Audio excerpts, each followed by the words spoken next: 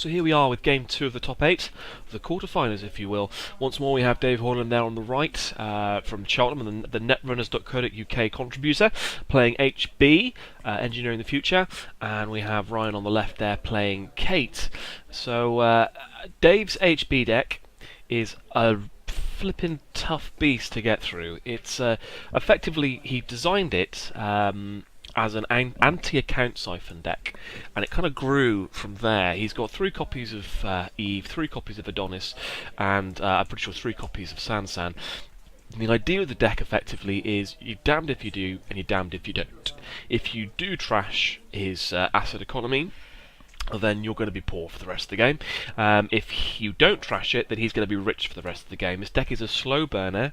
It takes time to get to the point where he's scoring out agendas from hand with Sans and Biotics, but when it does, it's pretty lethal. So he runs there into what looks like a wraparound, I believe, there on R&D. Runs through next onto HQ. He's going to let him have an access. Obviously, haven't seen any agendas. I'm sure he would res it. Sees the wall of static. I think that's wraparound in R&D. Don't quote me on that. He's going to play the self-modifying code, which you probably want to do first, but that's fine. And he's going to pass the turn over. Looks like Dave's got a lot of ice there in hand. He's got a Grim, which he's just placed on top of R&D there for free with Engineering the Future's ability. He has a Bartic Labour and an Archive Memories to be able to bring back those Bartic Labours as and when he requires it. At this point, at the end of Dave's turn, Ryan will use his self-modifying code to go and fetch a program, which obviously gives him the 1 credit discount, and will fetch a Magnum Opus, which he just about has enough money for. Doesn't really matter, I suppose. I mean, again, I would be surprised if he doesn't just click here for 8 credits, but it could be that he clicks for 6 and installs, and gets Kate's ability twice. We will see. Not going to bother cutting cards here, so that's the end of Dave's turn. So now begins Ryan's turn. He's going to draw first click. See another R&D interface. He's got a Gordian blade in hand there as well. Sorry, Gordian. One of the commenters, appreciate from of Netrunner fame of streaming, said that he thought my pronunciation of Gordian blade was somewhat cute, so I promised to call it accordion blade from this point on. He's going to click for money. Dave will install another asset there, what looks like another asset as a remote server, and take some cash. So again, playing a slow game. I think he's got a couple of either an Adonis or an Eve campaign there, maybe a Jackson Howard, ready to accelerate through his deck if required. Lots of assets going to run through here and see. Whoops! installed the Archive Memories face down rather than the card that he was supposed to actually install face down. So I think at this point we clarified something with the judges. Again, it was fine. It was definitely supposed to be an Adonis campaign, but he accidentally played the Archive Memories there face down instead of the Adonis. And to be fair, same colours. It's a mistake anyone could make. But quickly corrected the error. There's certainly no way he intended to play an agenda or anything else there in hand. But yeah, quite comical. Regardless, I don't think he's got an agenda in hand, to be honest with you. If he did, he certainly wouldn't play it unprotected. So again, just a bit of clarification there to make sure that everyone's happy to continue without any further delay. Which they are. I mean, to be fair, Ryan is the tournament organiser here, so yeah, if he's happy, I would suggest then we're good to go. But hey, there we go. It was quite comical anyway. I think we lost track of whose turn it was there. So pass over to Ryan, who has some good tools in his hand there. Has a toolbox, in fact, to be able to go and fetch. To be able to start really making some economic runs. Sees another Gordian blade there, accordion blade, which he's going to play. Nothing to use it on yet that he knows of. Obviously we know the Grim's there on top of R&D. Dave draws up into a Jackson Howard, which he'll play, face down. Hopefully he played the right card this time. Still got a Bartic Labour there in hand, as well as another piece of ice.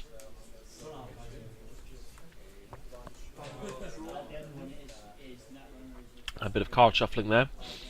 It's good to be neat. And he's going to take some cash, I think, by the looks of it. He's got all his economy there ready to go at a moment's notice. Really, though, it has to be said that you don't want to sit across against a magnum opus in this deck. Being able to just click endlessly for 2 credits each click is kind of the antithesis of what Dave wants to see, because suddenly it becomes far more economical for Ryan to go in and trash that asset economy, and suddenly that drip economy is gone for him. And without that drip economy, he can begin to struggle. It gives him a lot of time, it gives him a lot of tempo, but at the same time, that is how he gets his credits. So Magnum Opus can certainly damage this deck. It can hurt it. He's going to play an R&D interface there, and little does he know. Oh no, okay, he's going to pass turn over. He's got over and we know there's a Grim there on top of R&D.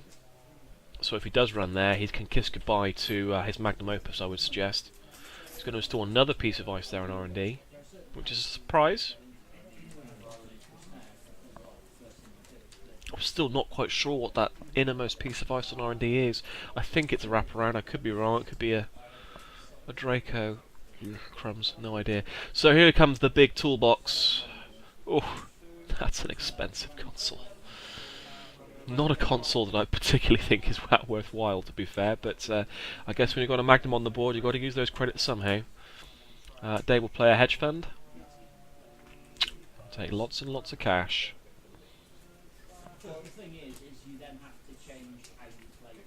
Certainly, Ryan's not going to hit any memory issues at this stage. I'm going to start setting up a remote now, and also getting the credit there for engineering the future, which is why he's got another R&D interface there. And you know, Ryan's slowly setting up here a very powerful rig, a rig that can get in quite economically. You know, we've got a accordion blade, we've got a Magnum Opus to fuel it, we've got the toolbox now to be able to fuel further runs. All he needs to see is a corroder and a decent sentry breaker of some description, and any server's vulnerable, and he can do it fairly cheaply. We draw up again, see what looks like a sure gamble. He's going to play another Gordian Blade. Okay. Yeah, okay, he's going to play another Gordian Blade, so he's got 2. Not content with just 1, he is in fact going to install 2. I guess he's worried about power shutdown, I suppose, but he's going to... Nevertheless, Dave's going to res the sound and score the Vitruvius out of hand there. Yeah, I guess code gates better be... Ah, it's code, okay. Right, ooh, interesting. So he's going to scavenge Gordian Blade to bring back the self-modifying code. Interesting, okay, interesting. So that gives him the ability to take something back out of archives and use that to fetch another breaker from his stack. Interesting, not a tactic I've ever seen played before. So that's an interesting one. So he'll run the Sansan server against a card of which I have no idea what it is. It looks like he bounced off it, and regardless. He's going to install another piece of ice there over the Sansan. Again, if he can protect that long term, then Ryan's got real problems. He knows he has to go in and trash that Sansan if he's got a hope in hell.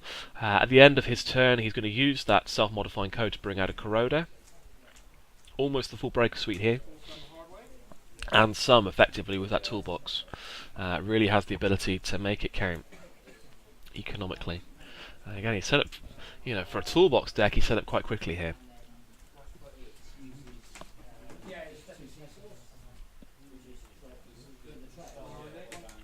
But he's still got to bear in mind there's a horrible Grim there lurking on R&D for him.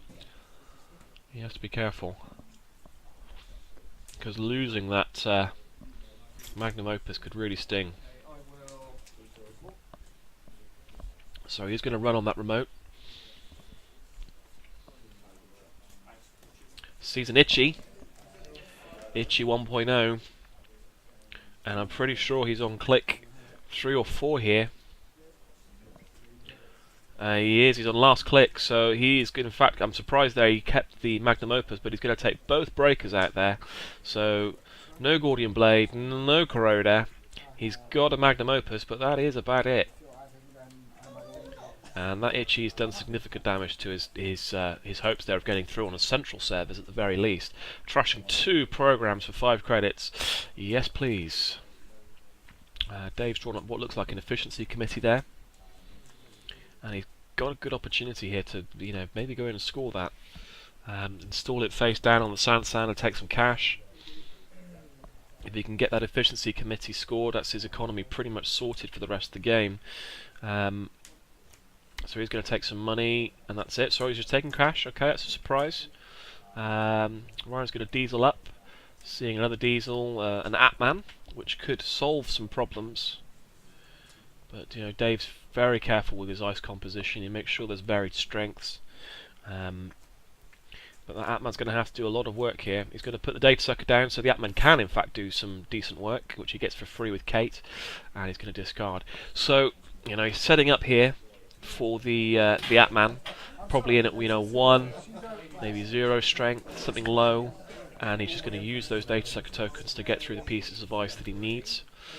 This is probably a good opportunity here for Dave to install a piece of ice over archives. He's got to see that that's the only remote that's vulnerable, only central that's vulnerable. But he's going to install, and I think that's it. He's going to take credits, or is he going to install another piece of ice? I think he's got to click left here. No, he must not. Okay, so he's installed and take credit. No, hang on. So I'm pretty sure that he's installed that efficiency committee, and it seems like a sensible time to try and score that. If he can get those efficiency committees tokens, he is good for economy. I don't think he's running any shipment from Sands in the deck, so it's not necessarily a good tool for fast advance, but it's a great tool if you can get a Gillahan scored or anything of that ilk. So here comes the Atman. So obviously Dave's turn has finished. So the Atman comes in at, it's surprising, at 3 strength. So that's quite high for an Atman. It does mean that he can break through that itchy after getting a data sucker token. But 3 strength, surprising. I'm not sure if maybe that's a wall of static underneath that itchy. I really have no idea. Answers on a postcard, please. In which case, maybe 3's okay.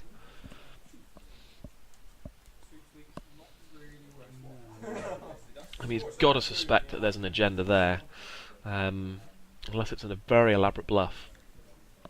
He's got to suspect that's an agenda, and he's got to go in and want to take it. But he's not particularly flush with cash, even with those toolbox. So he's going to run archives to get his data sucker token, which he needs to get through that itchy. And then he is going to run on the itchy. He's going to use the token and pay his 2 credits from toolbox, which Dave's just reminding him of. And then he's going to have to pay to get through the rest. It's going to cost him at least another 2. Again, I have no idea what that innermost piece of ice is there, but presumably he can break it. So he'll go through, he'll access, and he will score that efficiency committee, and he doesn't have the money to trash the sand. So, double-edged sword there. Getting the efficiency committee, good, but leaving the sand on the board, not ideal.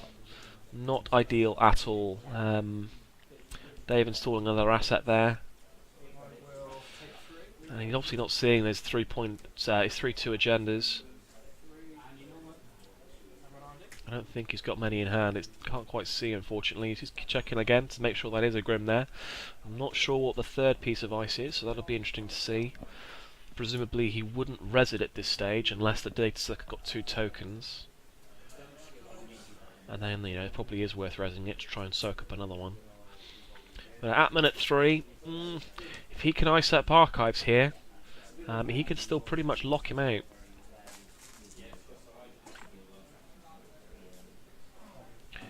Data suckers want feeding, and archives is the place that they go for their food. Sorry, that was a terrible analogy there. I do apologise. So taking lots of cash there with Magnum Opus, building up for another run. He's going to run archives again, take a data sucker token, and I think is he going to run the remote there? He is. So he's going to use the data sucker. He's going to use the credits off toolbox to break, get through, and then trash the sand for 5. So, I think that's the right move there. You have to say, trashing that sand, hugely important. Dave was a little bit unfortunate there that he didn't have an agenda to score off it straight away and get some immediate value out of it. Scoring 4 points of agenda off a res sand, that's good value. But those runs are expensive, so he's going to put another piece of ice there down on the remote. He kind of knows now he needs the secure remote in order to be able to continue scoring out the agendas, and obviously, looking for another Sansan. I'm pretty sure we know why. We know he's got an archive memories in hand to be able to bring that Sansan back into HQ. He's going to draw. I think that is a shipment from Sansan, so I tell a lie. I think those efficiency committee tokens could have done some real good work. I'm not 100% sure, but if he has got some shipment from Sansans in there, he's probably all the more gutted for losing that efficiency committee. So Ryan's going to draw up, seeing a lot of cards, and taking some cash with Magnum. Discarded his plus crates. Again, I'm fairly sure here Dave's not running any kind of tag punishment. So not a lot to be concerned about. He doesn't need it. It's a glacial deck, it moves slow. But when it gets going, it's difficult to stop. We haven't seen any acid economy. Commentator's curse. So there we go. Res the Adonis campaign. The sexy man bot. And takes the cash off it. Kind of inviting him to go in and score it. So he's going to use the Bartic Labour. Install, gaining a credit with Engineering the Future. And triple advance a ABT. Accelerated beta test. Is he going to use it? Oh, he's gonna use it. And he sees 3 non-ice cards, including 1 agenda and a Jackson Howard. Boo. So presumably he's got a Jackson Howard there, indeed he does, which he'll use to put back in 3 cards, which obviously one of those is going to be the agenda. And it looks like he's got 2 Jacksons there that he doesn't want to. That's a depressing hand to lose. Probably wants to leave one of the Sansans or the Biotic in archives to be able to bring back with the archive memories on cue. He's going to bring back 1 Jackson, 1 Sansan, and oh no, maybe not. So okay, so he's showing him those. He's putting back a Sansan. He's putting back an agenda and 1 other card. I'm not quite sure what, whether it's another Jackson Howard or whether it was something else. He's just showing him that, yeah, he didn't put that Jackson Howard back in his deck. So, a misfired ABT there, but with Jackson Howard on the board, can you ever really misfire an ABT? It's, you always trigger with a Jackson. Why on earth wouldn't you? So, unfortunate, but still 2 more points, so it's 4 points to 2. And Dave's still here in a strong position. Although the Atman's there and the Data Sucker's there, it's just difficult here for Ryan to gain a real foothold and gain any traction here on the ice. Is he going to go in here and trash the Adonis campaign for 3 and have to click back up for money? It slows him down. Dave is relatively poor here. He's not loaded, he's not flush with cash. So I'm surprised to see him not going in and trashing the Adonis there while he has the economic advantage. So Dave will take another 3 off the Adonis campaign, at which point it becomes somewhat unappealing to go in and trash it once he's gained some value out of it. I'd still say at this stage I'd probably want to, but he's going to play the archive memories and bring back the Bartic Labour in hand. So again, taking back his ability to score out of hand there. And he's going to install, I think, what will look like the Adonis there into the remote and play a hedge fund. So, kind of egging him on here. This is a bluff. There's no denying it. This is a bluff. He wants him to soak up all that cash, his Data Sucker tokens, really consume all his time while he waits for the agenda off the top of R&D. And because he's only sat on 4 points, that could easily be an agenda. If he was sat on 6, you'd probably imagine he'd keep it in hand. And score it out with the Bartic, but he's only on 4, so it could very well be an agenda. Ryan's going to draw first click, second click. He's going to play another Data Sucker, gaining double value out of his archive runs. And again, I can't help but feel here that if he'd put some ice over archives, could have really done some damage against that Atman. Though at the moment, Ryan not in a position to get overly aggressive. He's going to install. Oh, okay. Whoops. A bit of an error there. So he didn't quite have the memory, even with the toolbox on, to be able to play both the Data Sucker and the and the self-modifying code, so he's had to trash the data sucker, which he didn't pay for, but he did lose the click. So a bit of an error there.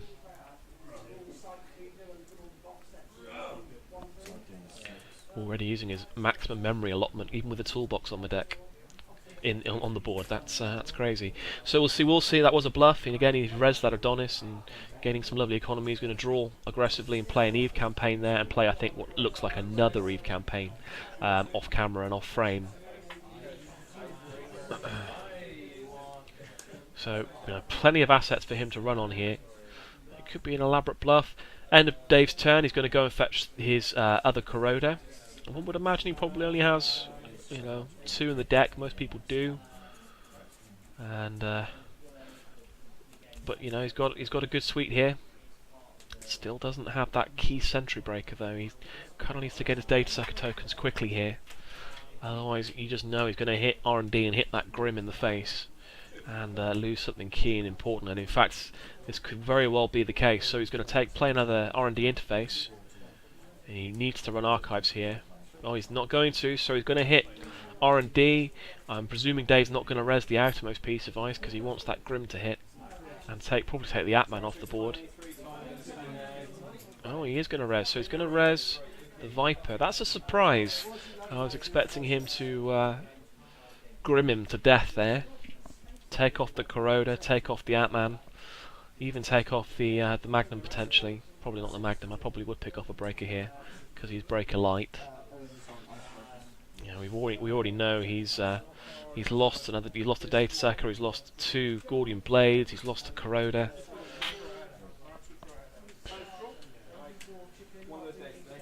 But he can get through with a data sucker token and the Atman. So it's not the end of the world. And now he will hit the Grim, and so that stings. And he's got no way of getting through that Grim. He's going to lose a program here. He's got no solution for it. Doesn't have enough data sucker tokens. Presumably used that data sucker token that is on the board on the Viper there. So broke it with that man. And so he's going to lose his Corroder. And so I'm guessing that almost certainly is a wraparound there on R&D. He wouldn't have trashed the Corroder otherwise. So that's probably both Corroders gone there. So he still gets to go through. And he's going to bounce. And yeah, that hurts. So losing another Corroder there. That's 3 programs trashed. And that's, desperately where you want, funnily enough, either a fairy or a sharpshooter shooter, I was about to say, but it's the kind of thing you wish you'd played first. He's going to res an Eve. Lots of drip economy now. A lot of trip economy. So that's Adonis campaign has used its worth. As has, I think that one's only got a few left on it, but he's going to take lots of cash. And now, yeah, he's in a real quandary. You kind of... Again, this is the rock and the hard place deck. Do you go in and spend your time and effort trying to trash his economy cards, or do you try and get aggressive on R&D? It is a difficult one. But he's still got a data sucker, he's still got an Atman, so it's not the end of the world. He can get through elsewhere, although R&D probably is far more difficult to get through on now. He's got a fairy to be able to get through. He's going to scavenge the data sucker and bring out a Corroder. Does that work? I'm not sure if that works. You have to bring back a program of equal strength as far as I'm aware, and Data Sucker's 1 compared to Corroder's 2. I'm not sure if Kate's ability negates that. I don't know. I haven't played Kate a huge amount, so maybe Kate's ability means that he can go and fetch the Corroder for just for 1 effectively. I'm guessing that that has to be the case. These are 2 very experienced players, and one of them would have picked up on it if it was an illegal play. So interesting, another way of bringing out the Corroder, but he's lost his data sucker now, which kind of makes the Atman a little bit useless. And I'm not quite sure, difficult. How's he getting through the Viper? You can't get through the Viper here. Unless he just breaks with the traces, I suppose. So, okay, he's going to out-trace the Viper. He's going to use the toolbox. Break the Grim with the fairy, break the wraparound, and access 3 cards. Hasn't got a huge amount of cash. 1, 2, 3. No dice. So, real problems now. That fairy's gone and he didn't gain any value off it. Yeah, that's a problem. So he can obviously, with the toolbox, can outtrace the Viper quite successfully, which I think he may have done the first time round as well. Got a lot of link. He obviously has a default link of 1, plus the toolbox link means that he can break those traces with relative ease. But that Grim is a real problem. And he currently has no way of breaking it. And there's still the Itchy on the remote that we know of. He hasn't made any attempt to pressure HQ this game, so we've got no idea what those two pieces of ice are. And Dave's really now at this stage just waiting for agendas. We know he's got a Bartic Labour in hand. He's got fantastic drip economy coming through with the Adonis and the Eve, and presumably another Eve there on res, which he can res at any stage now. And as I say, in this deck suddenly becomes a bit of a snowball effect. What starts off small becomes increasingly problematic, so he is going to res the second Eve campaign, and that's a lot of drip economy. All he has to do is sit back, wait, and as soon as he sees those agendas, he's got the cash to be able to score out with Biotic and profit. And I think he's got 2 Biotics in hand from what I saw when I last saw his hand, so he's got enough Biotics to win the game. He's got another Jackson Howard there. He's got a Giller hands, which isn't really what he wants. But he is going to, here we go, so Biotic. And again, he can kind of spend all the money here because he knows he's going to get it back before his turn begins next. Very, very difficult to deal with. He is going to score the Giller hands, he's going to install to gain a credit from it and score it, taking him to 5 points. So just 2 more points now for the win. And he's got Giller hands to click for cash as well now, so economy battle pretty much out of the question, even with a Magnum Opus on the board. He's going to test run and see a Garrote. That's interesting. So he's going to install a Garrote. I think that's a Garrote anyway. So he's got a heavy duty sentry breaker here now. So that is surprising. He's obviously only paid the 3 credits for it currently. He may have a scavenge in hand to be able to use, though he's already used 2. So it could be he's running 3 scavenge, might be he's only running 2 of them. But either way, you know, the Garrote allows him to get through that Grim with relative ease, especially with the toolbox, and Magnum Opus fueling it. Makes it economical for him to look at 3 cards. And so suddenly Dave has problems here, because if he top deck the winning agendas, and yeah, he's got issues.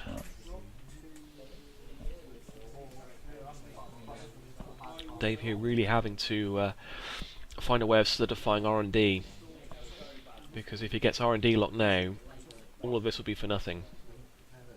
He's got a great setup, he's got a great economy going, but he's vulnerable now. Now that that Grim can be bypassed, it can be broken with Garrote. It's an issue, so they're gonna figure out how they break. They're gonna access 3 cards. Oh, and he's desperately unlucky there not to see an agenda. Desperately unlucky. It looks like Dave hasn't seen on either though, and now he knows there's not an agenda in the top 3 cards. So that here is the case of he's going to go again. I think not quite sure why actually, whether he trashed, but so that Adonis has outlived its usefulness. Plenty of money coming through on Kate, and this is the kind of stage here where you want to install that Jackson, use him, draw past the R&D lock, but you're still not going to get past it that much. You're going to get past it by 2 cards. You kind of have to hope one of those is an agenda. At the same time, you're leaving yourself vulnerable to multiple agendas being scored the next turn. So he's just going to draw 1 and see a San, so that's great. You know, he can install that San and have another option of scoring out of hand. Ryan's certainly going to know what's there. He's going to install another card, which is the Jackson Howard, bluffing out the agenda win. Maybe he's thinking there that it's a efficiency committee. He wants him to go in and try and score it. He's putting some bait there to try and distract him from R&D. And he's going to put another piece of ice on R&D there, paying 2. 2? Yeah, 2. Because of engineering. Oh no, it will be 3 because of engineering in the future. He's already installed a card. So still got plenty of money coming through. He's got 4 credits coming through each turn in terms of drip economy, and he has, succeeded here in soaking up his time and resources in getting through this remote server. Whether he reses this piece of ice, he's not going to. So he's going to make him break the Itchy, break the what could be I'm supposing is a wall of static. And we know there's a Jackson and a Sansan there at the end of that remote, but Ryan can't take that risk. If it's an efficiency committee, then it's the correct play. He's going to go through, break. He's going to Dave's at this point is going to use the Jackson rather than let him trash it. And he's going to put in an Archive Memories, another Jackson Howard, and a Baltic Labour.